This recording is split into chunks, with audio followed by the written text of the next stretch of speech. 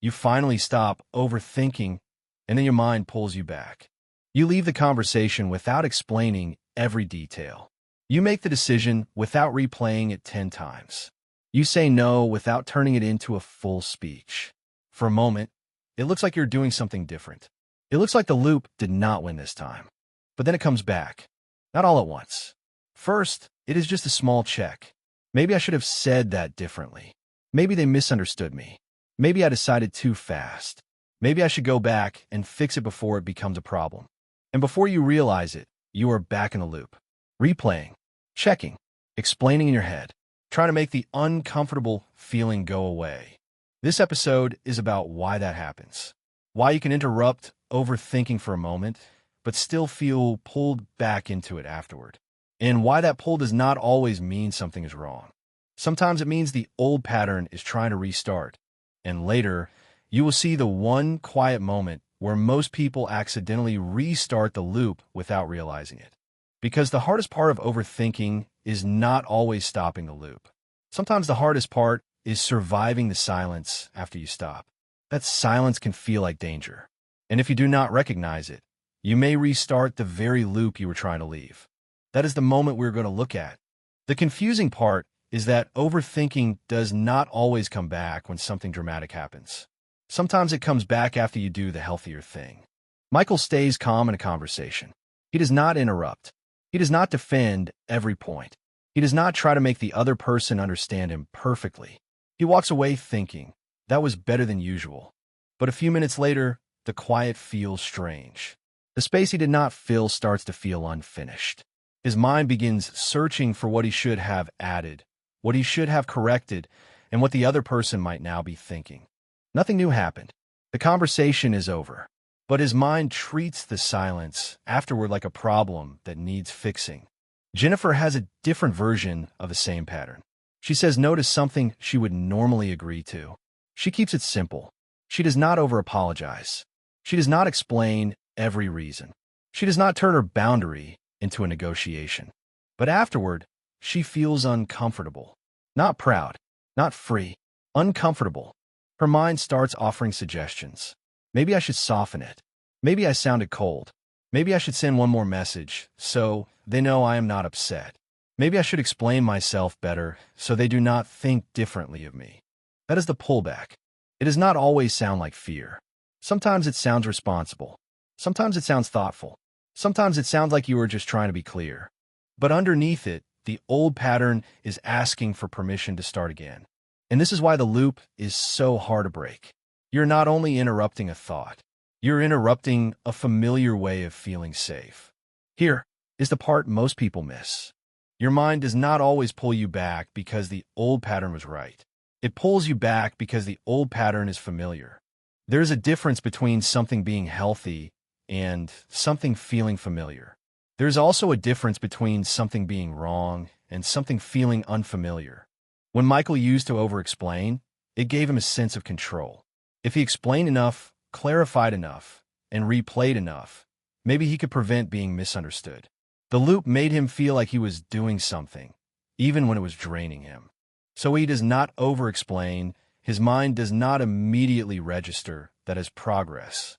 It registers it as missing information, missing protection, missing control. That is why calm can feel unsafe at first. Think about that moment right after Jennifer says no. On the outside, nothing bad has happened. She made a clear decision. She did not over-apologize. She did not turn the boundary into a long explanation. But on the inside, something feels unsettled because her system expected the old pattern. It expected her to soften the no. It expected her to make the other person comfortable. It expected her to reduce the tension by explaining more. So when she lets the no stand, her mind does not immediately say, good. You are changing. It says, something is unresolved. Go back. Fix the feeling. That is why change can feel wrong before it feels steady. This is the deeper realization. The discomfort is not always a warning. Sometimes it is withdrawal from the old pattern. Your mind is used to checking. It is used to replaying. It is used to scanning for what might go wrong. So when you stop feeding the loop, the mind may create pressure to restart it. Not because restarting helps you, because restarting feels familiar, and familiar can feel convincing. This is why the pullback can be so convincing. It does not always feel like anxiety. Sometimes it feels like being responsible. Sometimes it feels like being careful. Sometimes it feels like protecting yourself from a mistake. But if the only thing it does is send you back into checking, replaying, or explaining, it may not be wisdom. It may be the loop trying to survive.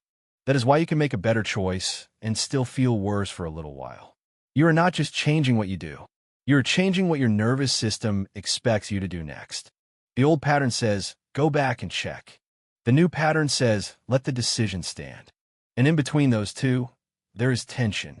So what do you do when the pullback starts? You do not argue with every thought. You do not try to prove to yourself that you are completely calm. And you do not wait until the discomfort disappears before you trust the new response. You notice the pull. That is the first shift. This is the moment that matters most. Not the first thought, not the first uncomfortable feeling. The moment that matters is the second before you reopen the loop. The second before Michael sends the extra explanation. The second before Jennifer softens the no. The second before you trade a few minutes of relief for another hour in your head. When Michael walks away from the conversation and feels the urge to explain more, he does not need to treat that urge as an instruction. He can recognize it as the old pattern asking to restart. He can say to himself, this is the part where I usually go back. That one sentence matters because it separates the feeling from the action. The feeling may still be there. The urge may still be there. The mind may still offer one more version of what he could say, but he does not have to obey it. When Jennifer says no and feels the pressure soften it, she can pause before sending the second message. She can ask, am I adding clarity or am I trying to remove discomfort? That question changes the moment. Because sometimes the second message is not communication. Sometimes it is reassurance-seeking in disguise. And when the mind starts checking a decision again, the goal is not to force certainty. The goal is to stop using checking as the price of feeling okay. You can let something feel unfinished without reopening it. You can let a decision feel uncomfortable without undoing it. You can let the silence after a healthier choice feel strange without filling it with the old pattern. This is where change actually starts to hold. Not when you never feel pulled back, but when you feel the pull and do not automatically return. That does not mean you will feel settled right away. You may still feel the tension. You may still want to explain. You may still want to check. You may still wonder if the old way would feel easier. But easier is not always better. Sometimes easier is just familiar. And the more you notice that difference, the less likely you are to mistake discomfort for failure. So when the loop tries to restart, pause before you follow it. Name what is happening. This is the old pattern pulling me back. Then let the decision stand. Not because the feeling is gone, but because you're learning not to rebuild your life around the feeling. The loop may still knock, but you do not have to open the door every time. Let the decision stand.